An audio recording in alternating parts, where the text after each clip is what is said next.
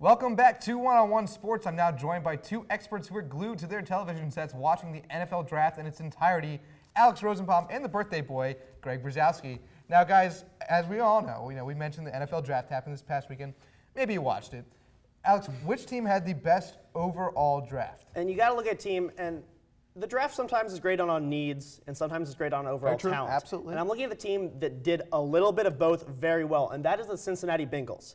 They needed a quarterback, and a lot of people thought they were going to reach for Blaine Gabbert with that first pick they had, the fourth overall pick. They had a trade with the Falcons to move back. That fell through. They were smart and did not reach and took the best player on the board, A.J. Green, phenomenal talent. Absolutely, yeah. Then in the second round, they were patient. They didn't go trade back up into the first round after that quarterback frenzy when Ponder went off, Locker went off, obviously Gabbert and Newton off the board early. Yeah. And they waited the second round, and they got Andy Dalton. And I love this guy. Obviously, Carson Palmer says he's not coming back. He's going to retire. Absolutely. So you had to plan and get quarterback. And Definitely great pick. Andy Dalton, most pro-ready quarterback in my mind. He's clearly ready to step in and make plays right away. Finally, you get talent down the road.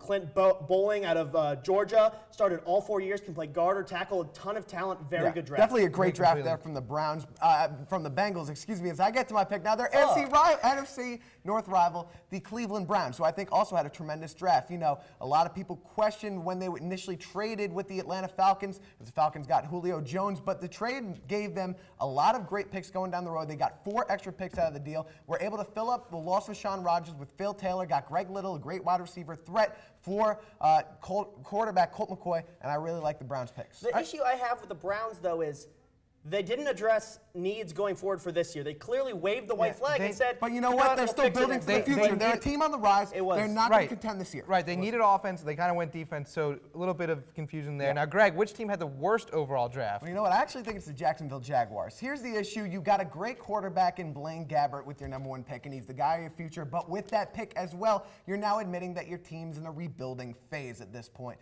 You realize that you can't go any further and cannot make a playoff run with the team that you had. And they were in a position where they could have made the playoffs last year, winning the AFC South, but they choked at the end, and now they've given up on that team. Whenever you have Peyton Manning in your division, and he's probably there for another 4 or 5 years, you probably should start rebuilding. Garrard's been there. He's had great seasons. He's had great touchdown to interception ratios.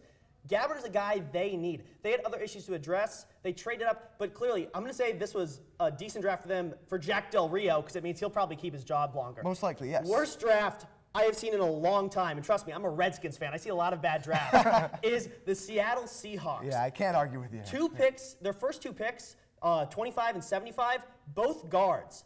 They need a quarterback. Hasselbeck is done. Their defense, terrible. They clearly needed to address some other issues. Instead, they took 2 guards, one of which wasn't even supposed to be a first rounder. So they didn't address any needs, and they didn't get value. Here's the issue, though. Seattle had a great run in the plaffs a couple of years with a strong offensive line. If they can build that back, they are not. See that. They that are was a strong not point for poised to do that now. But Alex, which player taken in this draft is poised to have the best pro career? Well, there was about 7 guys at the top of the draft, graded out very highly, who I think will all be stars in this league. I think we actually had a very talented draft this year. Absolutely, yeah. Guy who slid and a guy who's in the perfect situation is Nick Fairley, drafted by the Lions. And you want to know why? Because the pressure is not on him. He has Ndamukong Suh, a rock of consistency next to him. Fairley only had 1 good year, and I understand that.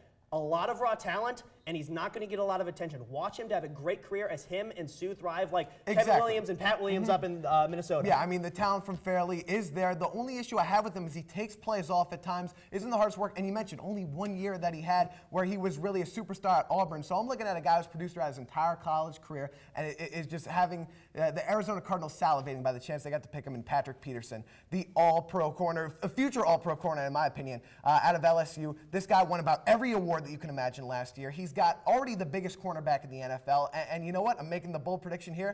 Patrick Peterson, Pro Bowler in his rookie season.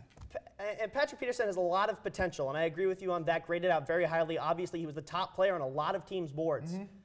How many top first-round quarterbacks have panned out? That's my one concern. You see it a lot with wide receivers and corners. How many of them are as talented as Peterson, though? A lot of them not as talented. But, I mean, Arizona, bigger issue that wasn't their biggest issue. They had a ton of other issues to address, but he is a good player. All right, Greg, we got to move on here. Which quarterback taken in this draft, and there were plenty of them, is going to have the best situation going forward for his pro career? You know what? I'm going with a guy who wasn't taken in those first couple rounds. He was taken a little later on in the draft. Ryan Mallett out of Arkansas. Yeah, if you who don't goes want to New play, England. he has the best job. He's going to back up for 10 years. We're talking about the future right now, and who better to learn under than one of the greatest quarterbacks in all time in Tom Brady, one of the greatest coaches in Bill Belichick. This guy's going to learn exactly what he needs to do to succeed at the pro level. He had some questions with his character and football smarts going into this draft, and now he goes to one of the smartest organizations in football where he will be able to work those out and learn under one of the all-time greats. This is the perfect situation for Mallett, and I argue that there's no team that he could have gone to that could have led for more success. Best down the case road. scenario for him is like Hasselbeck in Green Bay, where he stays there a few years and then gets traded. He is not going to play in New England. Exactly, Brady's what, but he's going to 34? learn. He's going to learn for his 7 future years success. before he ever plays. His future success. Guy who's perfect situation. Blaine Gabbert. Obviously, one of the top running backs in the league behind him, Maurice Jones-Drew. Okay. He is not going to start right away. He actually is going back to that old school style where quarterbacks should never start coming out of college.